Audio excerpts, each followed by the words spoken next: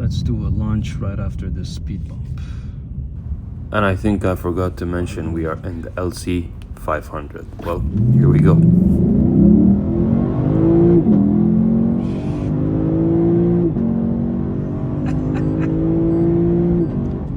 The shifts on it are crazy.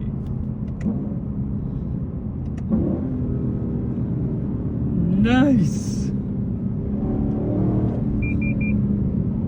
There's so many warnings that keep popping up, and it's typical Lexus Toyota.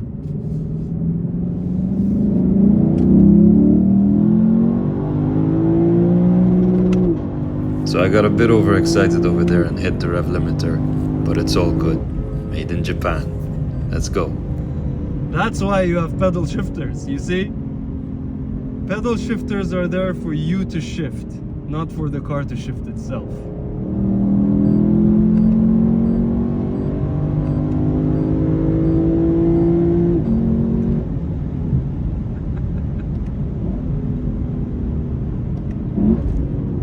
Mashallah, tabarak ar-Rahman.